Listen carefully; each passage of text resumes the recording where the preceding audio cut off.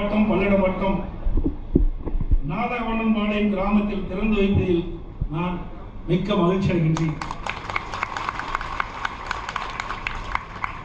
மணிமண்டபம் இவ்வளவு சிறப்பாக அமைப்பதற்கு காரணம் கட்சி சார்பற்ற தமிழக விவசாயிகள் சங்கம், ஏர்முனை இளைஞர் அணி மற்றும் NSP நினைவு மண்டப குழு ஆகியோர்களும், மேலும் மணிமண்டபம் அமைப்பதற்கு மனமுகுந்து நன்கொடை வழங்கிய விவசாய பெருடி மக்களுக்கும் அனைவருக்கும் எனது நன்றினை இந்த நேரத்தில் தெரிவித்துக் கொள்கின்றேன்.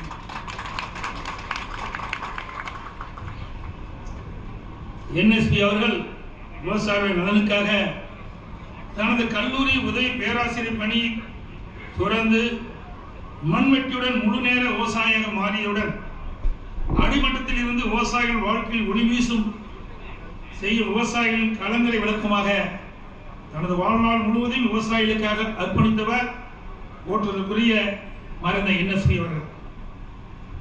இன்றைக்கு கருணாநிதி அவருடைய திராவிட முன்னேற்ற கழக ஆட்சி காலத்திலே, அதாவது 1970 72 வரை காலகட்டத்தில் நடைபெற்ற விவசாய போராட்டத்தில் 20க்கும் மேற்பட்ட உழவர்கள் போராட்ட களத்திலே பலியாகி தமிழ்நாடு முழுவதும் இன்றைக்கு விவசாயிகள் கொந்தளிப்பால் இருந்த நேரம், உயிரிழந்த உழவர்களின் ஒட்டுமொத்த நினைவாக ஜூலை 5ஆம் தேதி உழவர் தினமாக மறைந்த ஐயா நாராயணசாமி நாயுடு அவர்கள் அறிவித்தவுடன் கோவை மாநகரில் கொட்டு மழையில் லட்சக்கணக்கான உழவர் பெருமக்களை குவித்து மரியாதைக்குரிய ஐயா நாராயணசாமி நாயுடு ஐயாவும் பிற தலைவர்களும் பாராட்டு வண்ணம் ஜூலை 5ஆம் தேதி கோவையில் மிகச் சிறப்பாக அந்த போராட்டத்தை நடத்தி காட்டினார்.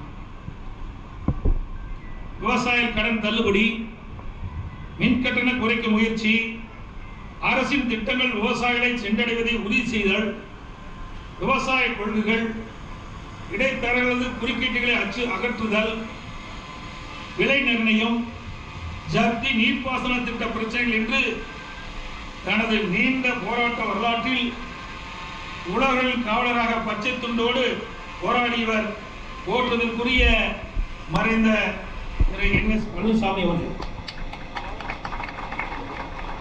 1989ஆம் ஆண்டு இதே புரட்சி தலைவி அம்மா அவர்கள் முதலாக தேர்தல் சந்தித்த பொழுது சேவல் சின்னத்திலே போட்டியிட்டவர் மரியாதைக்குரிய NSP அவர்கள். சேவல் சின்னத்திலே கூட்டணி கட்சி வேட்பாளராக மரியாதைக்குரிய NSP அவர்கள் உங்களிலே போட்டியிட்டார். மிகவும் குறைந்த வாக்கு வித்தியாசத்திலே வெற்றி வாய்ப்பு இழந்தார். மீண்டும் இதே புரட்சி தலைவி அம்மா அவர்கள் கூட்டணி சார்பில் 1991ஆம் ஆண்டு இரட்டை சின்னத்தில் கோவை மாவட்டம் கிணத்துக்கடவு தொகுதியில் மறைந்த போற்றதுக்குரிய திரு NSP அவர்களை போட்டியிட செய்தார். அனைத்து இந்திய அண்ணா திராவிட முன்னேற்ற கழக தொண்டர்கள் மற்றும் உழவர் பெருமக்களின் பெரும்பான்மை ஆதரவோடு போற்றதுக்குரிய மறைந்த திரு NSP அவர்கள் வெற்றி பெற்று கிணத்துக்கடவு சட்டமன்ற உறுப்பினராக தேர்ந்தெடுக்கப்பட்டு சிறப்பான பணியாற்றினார். ஏற்படுத்தும் உழவர்களின் வாழ்க்கை பிரச்சனையை மரியாதைக்குரிய திரு NSP அவர்கள் சட்டமன்றத்திலே எதிரொலித்தார். திரு NSP அவர்கள் 1989 போட்டியிட்டதை நான் இங்கு குறிப்பிடுவதற்கு காரணம், நானும் முதலாக 1989 மாண்பு அம்மா அவர்கள் சேவல் சின்னத்திலே எடப்பாடியிலே போட்டியிட்டு நான் வெற்றி பெற்றேன். தொடர்ந்து 1997 எடப்பாடி சட்டமன்ற தொகுதியிலே மாண்புமிகு புரட்சி தலைவி அம்மா ஆசியோடு போட்டியிட்டு நான் வெற்றி பெற்றேன். 1991 96 வரை தமிழ்நாடு சட்டமன்றத்தில் நானும் மறைந்த போற்றுதற்குரிய திரு NSPயும் இணைந்து பணியாற்றுகள் என்பதை இங்கு பெருமையுடன் குறிப்பிட விரும்புகின்றேன். எப்பொழுதெல்லாம் சட்டமன்றத்திலே அவர் பேசுகின்றாரோ அப்பொழுதெல்லாம் விவசாயிகள் ஏற்றம் வருவதற்கு, விவசாயிகளுடைய கஷ்ட நஷ்ட துன்பம் துயரங்களை சட்டமன்றத்தில் எடுத்து வைத்து அம்மாவுடைய கவனத்தை ஈர்க்கக்கூடியவராக மரியாதைக்குரிய NSP அவர்கள் திறந்தார்கள். கரூரை தலையிடமாக கொண்டு தீரன் சின்னமலை பெயரிலே மாவட்ட அமைய குரல் கொடுத்தவர், அதற்கு முக்கியமானவர் போற்றுதலுக்குரிய மரியாதைக்கு NSP அவர்கள் நான்கு அம்மாவர்கள் அனைவரின் கோரிக்கை ஏற்று 1995ஆம் ஆண்டு திருச்சி மாவட்டத்தில் இருந்து பிரித்து கரூரை தலைமையாக கொண்டு கரூர் மாவட்டத்தை புதிதாக உருவாக்கினார். பச்சைத்துண்டு மாவீரன், உழவர் காவலன், மரியாதைக்குரிய திரு NSP என்று அன்போடு அழைக்கப்படும் மறைந்த திரு NSP பழனிசாமி அவர்கள் மணிமண்டபத்தை திறந்து வைப்பதில் நான் மிகுந்த மகிழ்ச்சி அடைகின்றேன். அவரது உழைப்பையும் புகழையும் இம்மணிமண்டபம் என்றென்றும் வருங்கால உழவர் மக்களுக்கு எடுத்து சொல்லும் என்பதை நேரத்திலே குறிப்பிட விரும்புகின்றேன். அதே போல விவசாயிகளுக்காக உழைத்தவர் ஐயா நாராயணசாமி நாயுடு அவர்கள், அவருடைய மண்டபத்தையும் நானே நேரில் வந்து துவக்கி வைத்தேன். அப்பொழுது எனக்கு நினைவு பரிசாக இந்த லேக்லா வண்டி, 2 மாடுகள், 2 காளைகள் பூட்டிய வண்டியும் அந்த காளைகளும் எனக்கு பரிசாக கொடுத்தார். இன்றைய தினம் மரியாதைக்குரிய மறைந்த NSP அவருடைய பிறந்தநாள் விழா, மணிமண்டபம் திறப்பு விழா நிகழ்ச்சியிலே அவருடைய புதல்வன் இன்றைக்கு 5 மாத காளை கன்றுக்குட்டியை எனக்கு நினைவு பரிசாக வழங்கியிருக்கிறார்.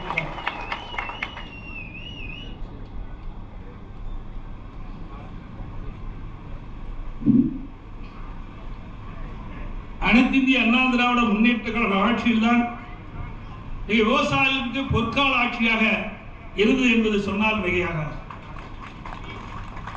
இன்றைக்கு விவசாயி என்று சொன்னால் இரவுகள் வாராமல், வெயிலையும் மழையும் மழையும் பொருட்படுத்தாமல் ரத்தத்தை வியர்வையாக மண்ணிலே சிந்தி உடைக்கின்றவர் விவசாயி தொழிலாளர்.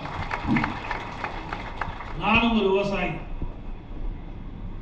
எந்த தொழில் வேணாலும் செய்து விடலாம், ஆனால் விவசாய தொழில் செய்வது கடினம். அதை செய்கின்றவருக்கு தான் புரியும், அந்த கஷ்டமும் தெரியும். நான் விவசாய பணிகளை மேற்கொண்டிருந்த காரணத்தினாலே விவசாய பணிகிற துன்பங்கள், துயரங்கள், வேதனைகள் அத்தனையும் களையப்பட வேண்டும் என்று உங்களால் எனக்கு முதலமைச்சர் பதவி கிடைத்தவுடன் விவசாயத்திற்கு முன்னுரிமை கொடுத்தேன். விவசாயிகள் இரவுகள் வாராமல் மண்ணிலே உழைத்து வியர்வையை மண்ணிலே சிந்தி, அந்த சிந்திய வேர்வைதான் மக்களுக்கு உணவளிக்கிறது. அதை உணர்வுபூர்வமாக நான் அறிந்தவன். ஆகவேதான் எனக்கு முன்னாலே சகோதரர் வேலுமணி அவர்கள் குறிப்பிட்டார், அத்திக்கட வனவாசி திட்டத்தை குறிப்பிட்டார். இதே புரட்சி தலைவி அம்மா இருக்கின்ற பொழுது சுமார் 60 ஆண்டுகளுக்கு மேலாக இந்த பகுதியில் இருக்கின்ற விவசாய பெருமக்கள், ஈரோடு மாவட்டம், திருப்பூர் மாவட்டம், கோவை மாவட்டத்தில் இருக்கின்ற விவசாய பெருமக்கள் வறட்சியால் வாடிக்கொண்டிருக்கின்றார்கள். ஒரு 700 அடி 800 அடி போர் போட்டால் தான் தண்ணீர் கிடைக்கும்.